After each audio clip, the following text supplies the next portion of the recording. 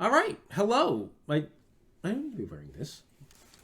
Hello. My name is Oscar Fire, and welcome. Look. I'm wearing the thing again. You know, when I wore this the first time in the first video I wore this in, the cloak and the tunic and the belt. You know, my work grandma made fun of me. She made fun of me for being a nerd. And you know what? Well, that is technically accurate, and I spend most of my days making fun of her for being short and old. I am still highly offended that she would make fun of an actual hobby of mine. I'm not sure that's a hobby yet, but it might be if I have more money. But the point is, she made fun of me for doing something kind of dorky and nerdy, as though I don't have a right to my hobbies. I remember this work, Grandma. Not that you'll probably watch this. You know, she ignored the fact that there was a whole book review, too. She just looked at like the first minute and a half, saw that I was kind of being kind of silly, and just ran with it. And I'm just like, really? Can't even just like watch the review? Can't even support your work grandson? What the heck, man? Woman? Anyway, hello. My name is Oscar Fire, and welcome to my review of The First King of Shannara. That is, oh gosh, the ring light. Okay. Ring light. Okay. I'm trying to, okay. First King of Shannara. You can read it now. You can also look at the cover. I don't know why I almost dropped that. What is that a picture of anyway? Like, really, what is that? Is that like the... Oh, it's the back cover told me it's the Skull Kingdom. It's this literally... There's literally Skull Mountain right there. Anyway, but yeah, so I finally finished rereading The First King of Shannara. I know it's been a couple of weeks since I did my final review of the original Shannara trilogy. But yeah, I finally finished it. And you know what? I really liked it. I thought it was a good book.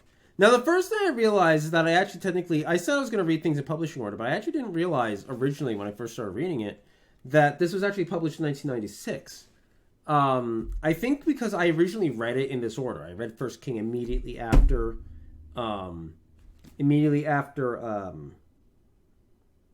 Wish Song when I was younger. It just seemed like the logical next step. But I didn't realize it was, of course, released after, I think at least, it was definitely released after Heritage.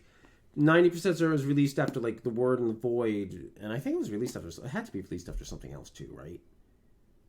Like there wasn't that. There had to be something else in that gap, right? But yeah, so I read it early by accident. Was it really something wonderful? I don't know. I actually haven't, even though I probably should for the sake of these videos, I actually haven't read up on the publishing history of the Shannara series, so I should probably do that.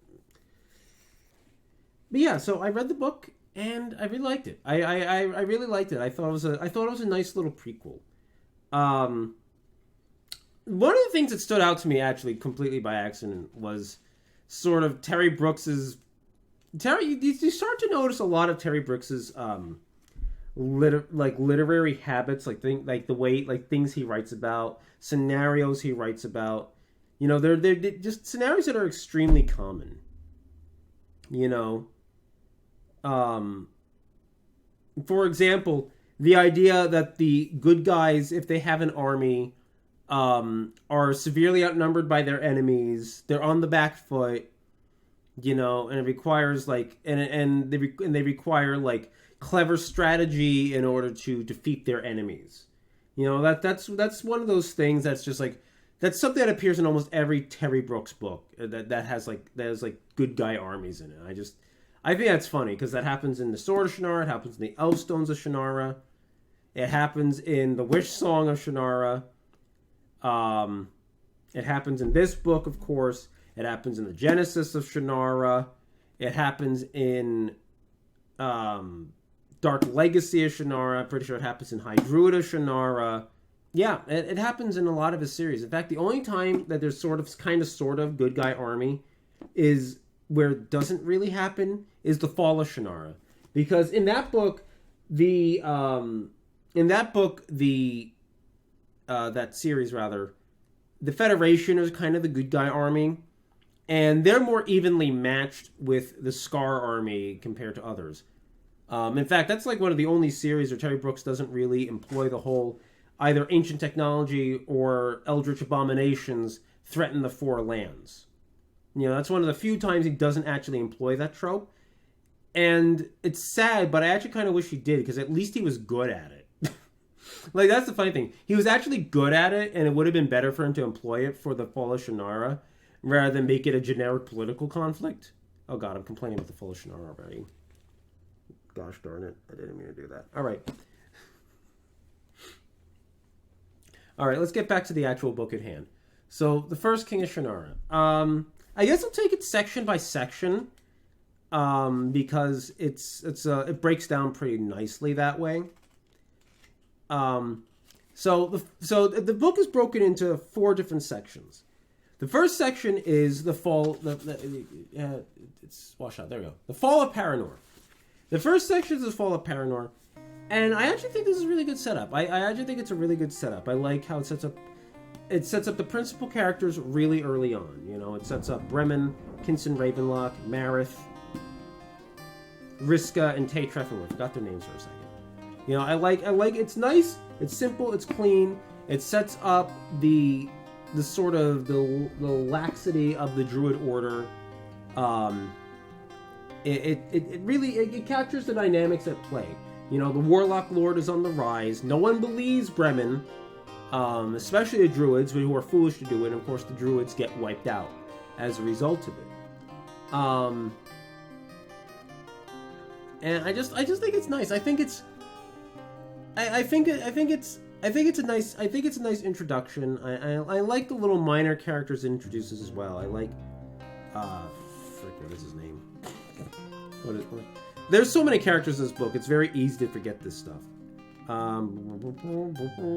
Kaylee Reese, the librarian, the Druid librarian who trusts Bremen's magic to hide the Druid histories. I even like characters like Cameron Locke, of course, the captain of the Druid Guard. Like in a very short span of time, in only about 100 pages, Terry Brooks does a really good job of introducing a bunch of characters, establishing who they are, and making you care about them. And so when Kaylee Reese and Karen Locke are killed, when Paranormal is overrun, it feels a lot more visceral than such a short section of the book really should allow for.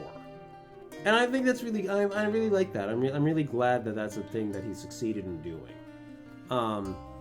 He also does a good job of, even barring knowing, the entire Shannara history, he does a very good job of making the first Druid Order, or the third Druid Order, rather. It's the fourth order. I guess it's the third order then. He does a very good job though of making it feel like it's like an ancient organization. It's an organization that has been around for a very long time. It's full of wise people. Well, it's full of very intelligent people. It's not full of wise people though, because their lack of wisdom is precisely what causes them to all be killed, basically. But he does a very good job of establishing it, and the sort of the heartbreaking element of the fact that they're all wiped out because of their own foolishness. I think that's really well done, and I really appreciate that first section. And then there's the second section, the search for the Black Elf Stone. There it goes. The search for the Black Elf Stone, which is like another another 100 or so pages, I guess, maybe. Yeah, even a little more. It's probably the biggest section, actually. It's probably the biggest section of the book, actually. But the search for the Black Elfstone.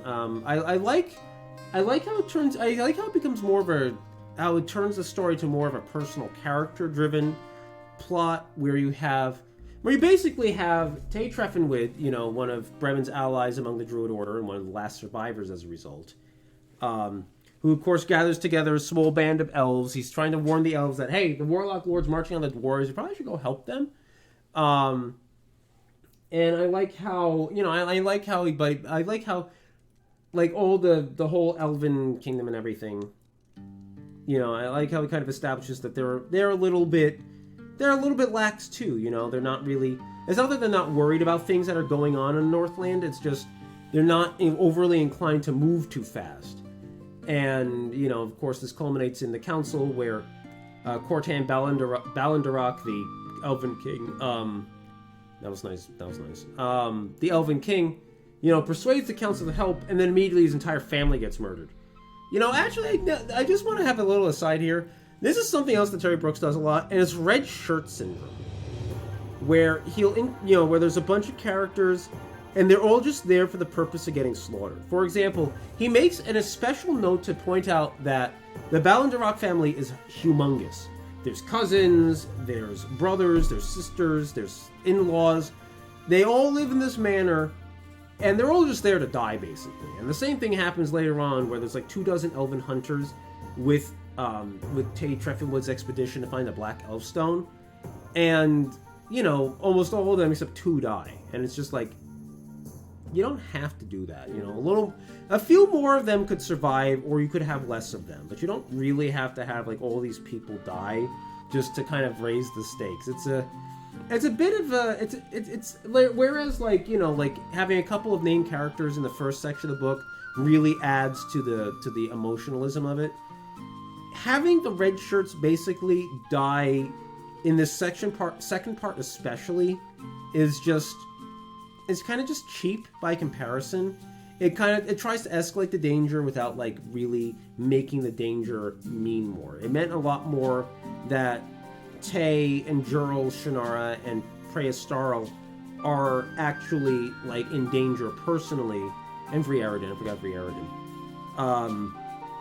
Than to have specifically, than to have this small group of elves who are going to get slaughtered. It's like it doesn't matter as much. They're just there. They're just window dressing. And the expedition almost might have been more convincing in its escape had it been more convincing in getting through to the Chew Magna. I almost opened the book to remember, but I remember the Chew Magna, the fortress the Black Elf Stone's hidden in. It might have been more convincing had there have been less people to get there to. But that was words. That was English. But yeah, and the thing I really liked about the section, actually, I like the love triangle. When I was like 20 years ago, when I was a kid, I probably didn't pick up much on it. That back then, I don't think I didn't care much yet about like romantic subplots and stories. And actually, it was Terry Brooks. It was Terry Brooks' Shannara series that kind of got me thinking, like, I really like romantic subplots and stories. I don't like romantic stories, but I like subplots. I like romantic subplots because it humanizes characters and it adds something to the overall tale. Just kind of, like, and it doesn't have to work for everything, of course. 90% of Star Trek stories, for example, do not have romantic subplots, and that's totally okay. But like Star Wars, the original Star Wars trilogy has a romantic subplot. And actually, part of the reason I think I don't like the prequels as much is because the romance plot is actually one of the A plots. Or rather, it's like the A-B plot, but they're given equal weight. But the Han Leia romance, the pseudo triangle with Luke that gets undone in Return of the Jedi, that's very interesting. I really like it. And actually, the complete lack of meaningful romance in the sequel trilogy is kind of what makes it not work. It really doesn't make it work for me in that regard. But yeah, I like the love triangle. I hate to say it. I hate to admit it. Maybe I shouldn't admit it. Maybe I shouldn't admit it in the video, but I hate to say it. But 20 years ago, young me would never have thought of himself as the Tay Treffinwood of, would be in the position of Tay Treffinwood in his life. But that has absolutely been my position in life a lot more in the past 20 years than it has been anything else. And I think that's sad. I'm reminded of the description. So I'm going off on another tangent here, but in Final Fantasy XIV, new expansion's coming out, and it's going to have Final Fantasy IV theming. And in Final Fantasy IV, there is a love triangle between Rosa, Cecil, and Kain. And the thing is that, and in Final Fantasy XIV, there's a Rosa minion, and the description for the minion says the point of a one-sided love triangle, if such a thing can exist. And it's it's a funny little description. And I absolutely am absolutely like the Cain Highwind, because Rosa and Cecil love each other. Cain loves Rosa, and I've absolutely been Cain Highwind like my entire adult life. And it's like, and Tay isn't quite in that same position because of course Preya loves Tay and Preya loves Jurl, and Preya is more committed to Jurl, but as she admits to Jurl, Shannara, if she had been, Tay had asked, she probably would have gone with him. But I found it weird that in the place that I am in my life, that I would relate more to Tay Treffinwood than anyone else in this book, and I thought it was sad, and it might have caused a minor existential crisis for me. So anyway, but yes, no, I really I liked it though. I liked the section. It was a good section. The Search for the Black Elfstone was very interesting, I think, because of the introduction. Well, not the introduction, of course, because the Black Elfstone, of course, is originally introduced, in a book that came out a decade earlier. But I like the idea that the Black Elfstone, is like basically in its way an eldritch horror. Like the magic it employs is. Gosh, I just thought of something. Not to get too far, but of course in this book, when they find the Black Elfstone, basically it has a bunch of elven spirits and possibly other fae folk, kind of enslaved to its will. They love its power, and they love the power of the Elfstone, and so they become enslaved to its will basically, and they grow into like this garden around it to protect it. And that's part of what gets Tay Treffinwood killed eventually, because he has to do basically what Bryn Omsford does in Witch Song of Shannara, and cloak himself in magic and become one with this garden protecting the Elfstone.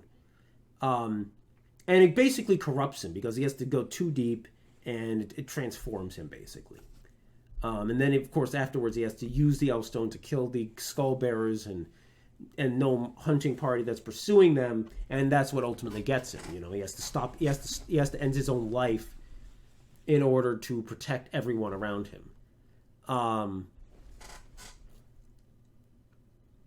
I like the idea. I like this idea, and it's funny. But I'm thinking about it, and I don't remember what it's like in Heritage. I don't remember what's like in the Druid of Shannara. That when Walker Bow goes out to discover, because I believe that's his mission, right? His mission is to go find what happened to the Black Elfstone. I find it funny because the danger posed by the Black Elfstone seems to be completely forgotten by Terry Brooks, but towards the end of the series. The idea that its magic is very dark, very dangerous, and the Elfstone itself is very dangerous. And that's very dangerous, and it presents a danger to anyone who wields it. It's like by the end of the series, it's basically just a talisman. I don't remember if something changed in its nature. I don't think so, but I don't remember if anything changed in the nature of the Black Elfstone, because it could still do things like return Paranormal from the Limbo world. But yeah, that seems like a total oversight on Terry Brooks' part in like the later Shannara series. It's like I was talking about with Elfstones and it's like I was talking about with like Elfstones and how and how he seems to forget about like the races unifying and everything in the series just kind of ends on a whimper with regards to like unity and the races of men combining together into a more unified, less warlike force. That's just completely absent. Gosh, there's all these early ideas that are just missing from the later parts of the series, and it's kind of hurting me now. Gosh. Anyway, but yeah, so want to talk about that. Want to talk about personal stuff, because why the hell not? And then we move on to the Forging of the Sword section, which I have completely overshot.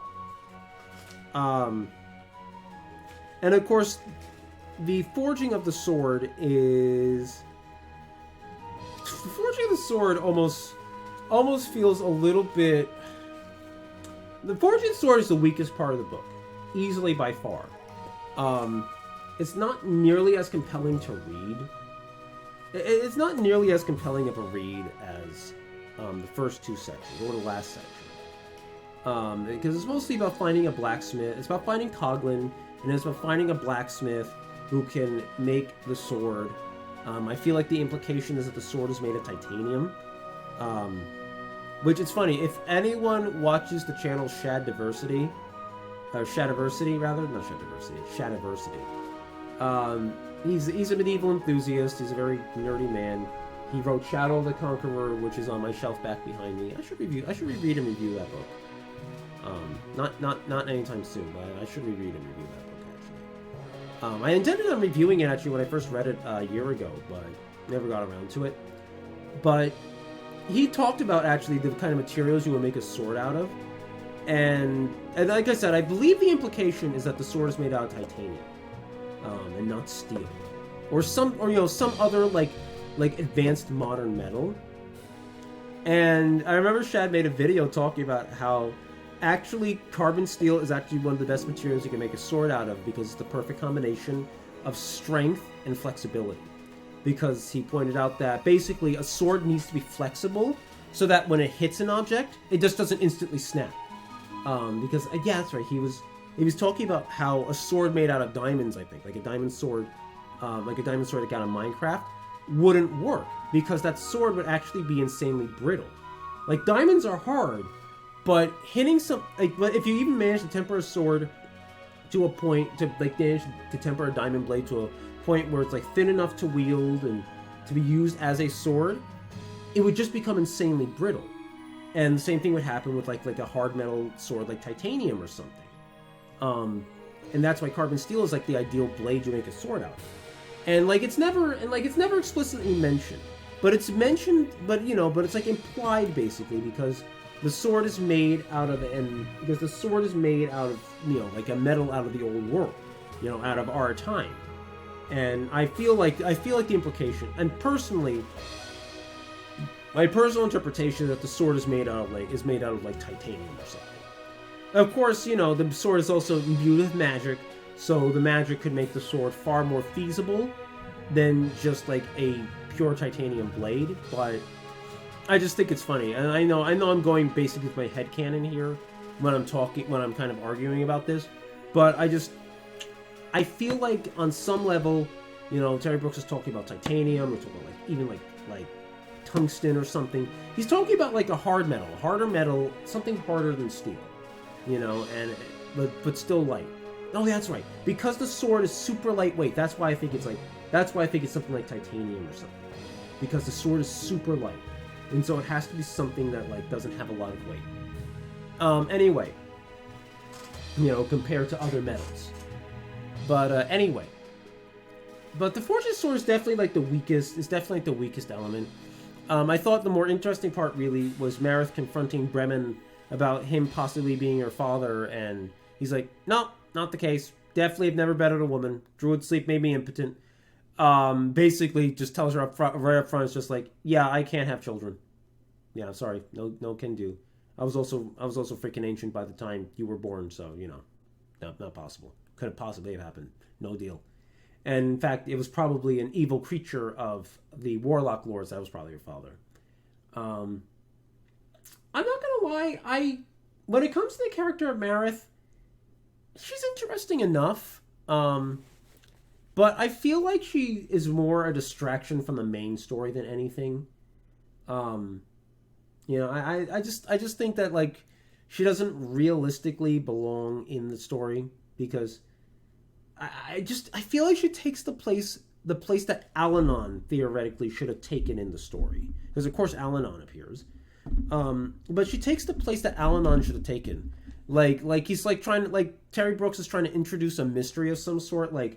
But wait, isn't Al-Anon the last of the Druids? Who's this Marith character? And who are these? Then it's she must die by the end or something, because of course Tay and Riska have to die, right? But it's like, but who is she? You know, does she become Al-Anon somehow? But it's like, of course, you know, it's just a fake out. You know, she basically just becomes the ancestor of Cheryl Ravenlock. And on some level, I kind of like all the little tie-ins in the story, and I also kind of don't. Because the tie-ins feel a little cheap. The idea that, you know, it's like, you know, the Ravenlocks were in fact important to Bremen.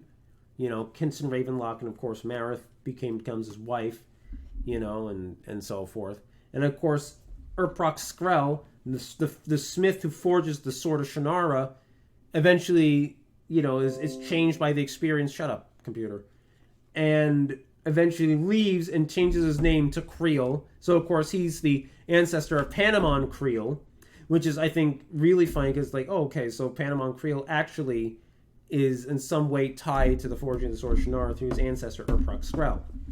And it's just like, wow, that's awfully convenient. And I like the convenience a little bit. I like it because I like the idea. I like the idea of fate in stories and fate tying things together, you know, without the characters in the moment ever quite knowing that that they're going to be tied in, you know. And of course, characters who might even know, like say Al-Anon. You know, Al-Anon I don't think Al-Anon ever finds out about Panemon Creel. But he might have made that connection if he did. You know, and I like that. But it also feels a little cheap. It also feels a little bit cheap. But yeah, and I just don't like I kind of don't like the fake out mystery of who Marith is and everything. Because she's just there. You know, it would have been perfectly fine if Kinson Ravenlock had just been there, and it's like, okay, we all know he's the ancestor of Cheryl Ravenlock. We don't need to know who he marries. You know, it's no big deal. Or like he has a wife, you know, off somewhere. You know, and whatever. You know, that's just you know, it's just whatever. It feels like an unnecessary plot point. It's not a very interesting romantic subplot either. And meanwhile, in the background of all this, of course, is the dwarf druid Riska, trying with the dwarves, trying to survive the dwarven army. And it's only addressed in a couple of chapters, but, you know, it's good enough. It's interesting enough. You know, the desperation of the vastly outnumbered dwarf army trying to deal with the Warlock Lord's army. You know, and it's like, do they make it? Do they not? Is this where Riska dies? And of course, in the fourth section, wherever that starts, there it is. Found it. The battle for the Ren, the Valley of Ren that leads to Arborlawn. You know, of course, it turns out they didn't, and of course it's okay. Let me start that again. I think one of the things. Ow, my throat's dry. I've been talking for almost half an hour. I've literally been recording for half an hour. Holy crap. One of the things Terry Brooks actually does really well, I think, is write warfare. You know, he does a really good job of kind of setting, he kind of does a good job of setting an order of battle. He doesn't go into detail, but he sets an order of battle for the good guys and then kind of gives a vague description of the bad guys and what the good guys are trying to do to stop the bad guys. And this is what I'm talking about with this formula of a badly outnumbered good guy army is trying to use every single strategy it can think of to try and win against a vastly superior foe. And even though I kind of complained about it a little, he does an extremely good job of it, and I really love it. I love his broad strokes grasp of medieval tactics, but his fine details grasp is really stupid.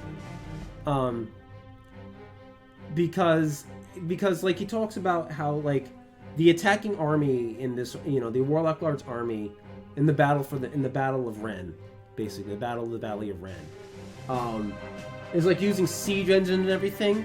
And my brain just kind of here like thinking, okay, would the attacking bad guys be using siege engines in the battle of the Valley of Ren? And my general instinct is to think no. I know that in video games and everything like Medieval 2 Total War, which I have played extensively on this channel, I know that in Medieval 2 Total War, of course, you can field artillery pieces like ballista and catapults and trebuchets in field battles. But generally speaking, except for Ballista, really, there isn't a lot of. I don't get the sense there's like a super amount of precedent of these siege engines like being used extensively in field battles, especially by attacking armies, because attacking armies, of course, need mobility.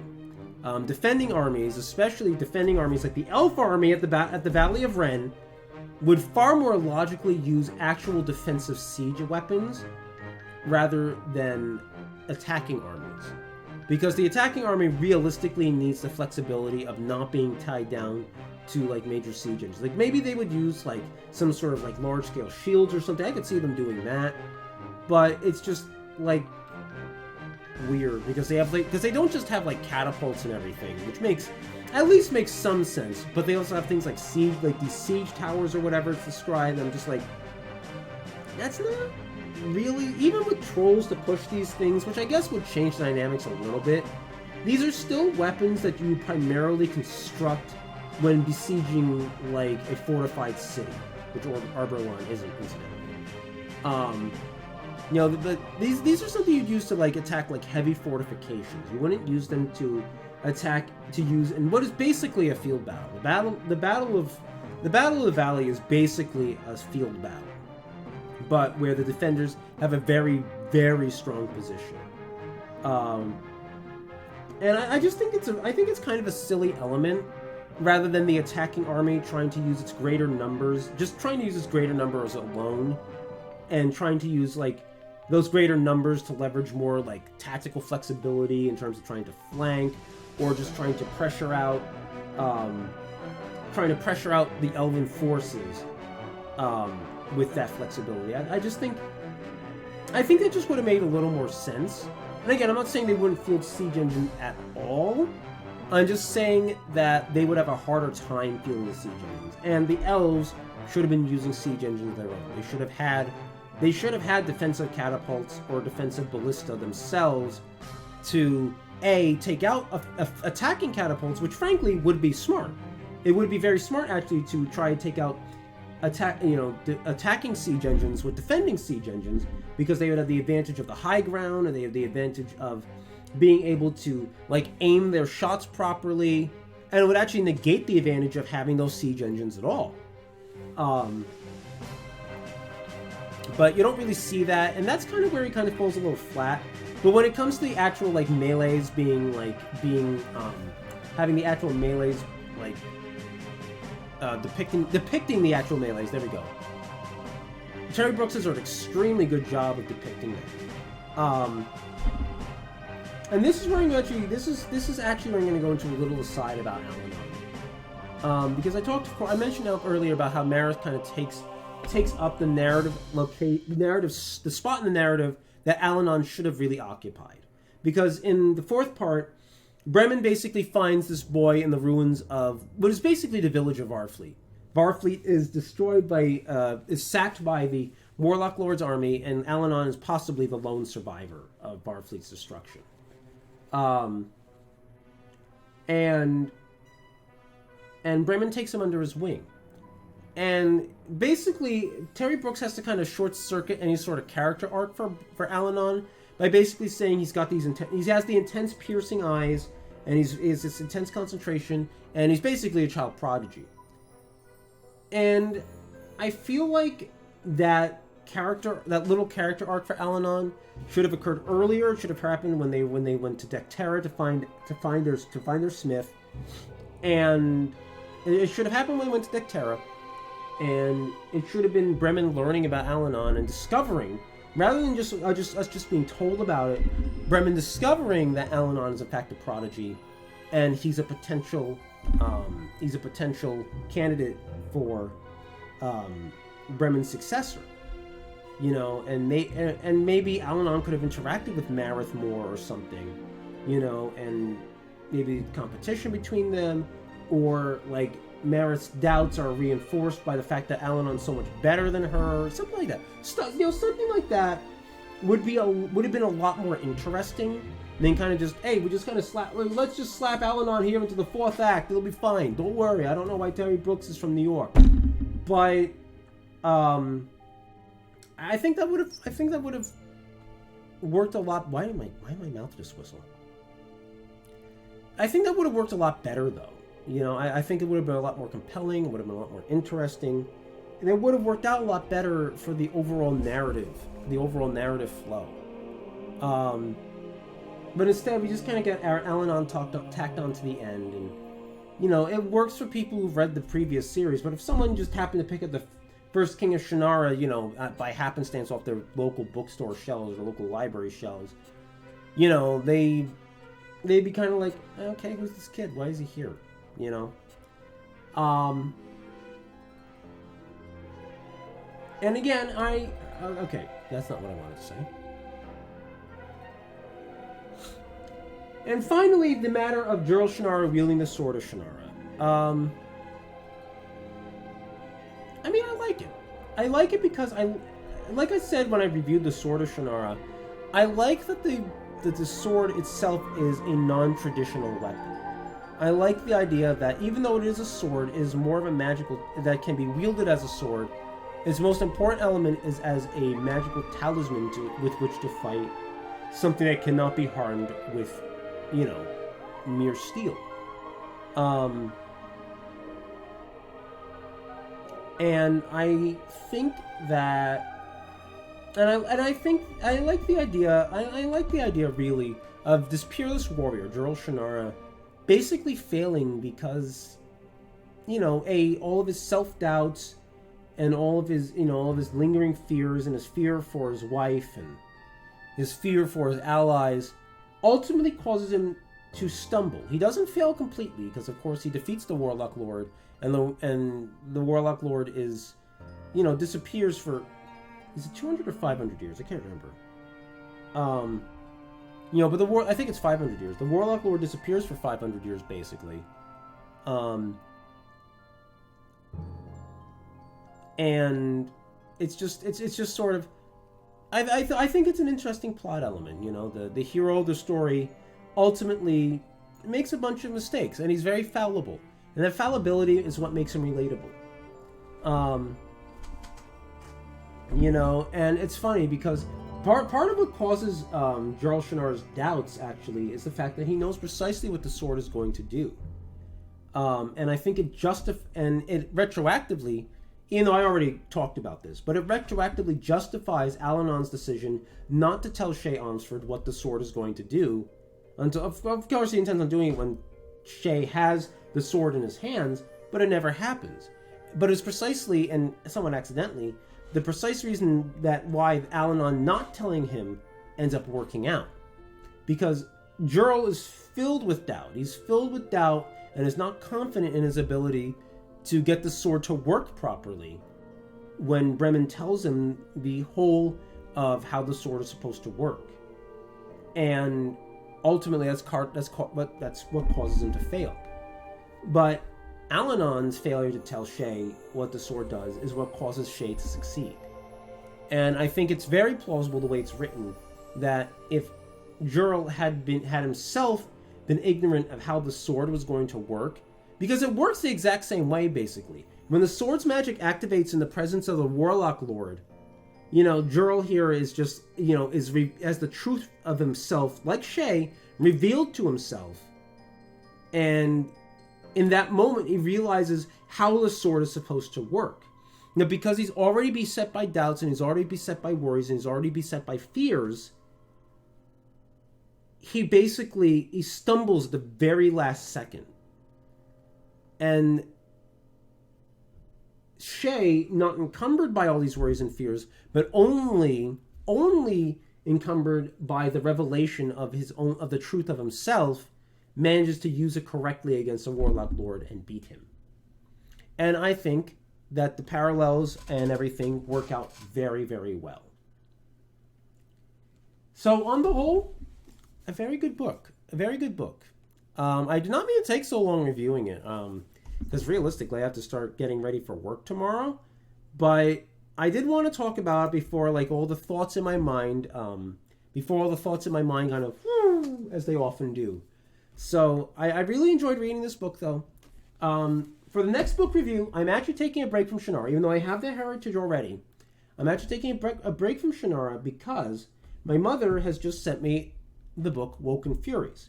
And if you don't know what Woken Furies is, it is the third book in the Takeshi Kovacs novels written by Richard K. Morgan, which the first of which is called Altered Carbon, which is a series, which is actually which of course is an online series. My brain kind of just fled for a second. But it's part of but basically, it's the third book of the 3 Takeshi Kovacs novels, and I totally intend on actually reading that and actually reviewing it. It wasn't really my intention to review it, but I'm thinking about it, I'm just like, well, you know what? It'd be a nice diversion to read like some hard sci-fi. And I think there's some things worth saying about it, so that will be my next book review. I will not be wearing this, incidentally. And I hope you'll stick around and check it out. Now, of course, I released my last video. My concerns about like where my life is going, and I do fully intend actually, now I actually have an idea for it, and I fully intend on actually taking action on that. So I will be proceeding forward. Okay, just keep slapping my desk. I will be proceeding forward on that, and you will have news on it sooner rather than later. Hopefully by next week. But in the meantime, I of course have been streaming on Twitch at twitch.tv/OscarandFire, same spelling. And I would absolutely ask you to check it out and to support the Twitch channel. It's still kind of small, but I have just reached the 100 followers. 100 followers. And strictly speaking, I'm actually really close to becoming a Twitch affiliate, which is where I could actually start monetizing the channel, because it's much easier to monetize on Twitch than it is on YouTube. I'm really, really close to monetizing on Twitch. I basically just need to get an average of 3 viewers per stream in order to successfully, in order to become an affiliate. And so being so close to that point, it would mean the world to me if you could help to just boost those numbers a little bit. And it's just basically the rolling average basically just has to be 3 viewers per stream. And I'm like basically around 1, a little over 1 technically, but anything you can do to support me over there, I would absolutely appreciate it. Because because supporting me over there will help me to support doing more over here. Because honest to goodness, the more time I can spend doing personal projects here, the more content you will get out of me. You won't just get more Twitch streams, but you will also get me returning to doing, I think I'll be able to pull it off. You will get me returning to doing regular series on this channel, especially Third Age Total War, which I know that those of you who still stick around and who followed me originally for Third Age miss a lot. I know you miss my Third Age Total War series, and the simple fact of the matter is I don't have time to do that right now. But if I have more time to do it, then I absolutely will do it. Because I know Divide and Conquer is slowly moving its way toward a new release, and it already has I think 4.5 out.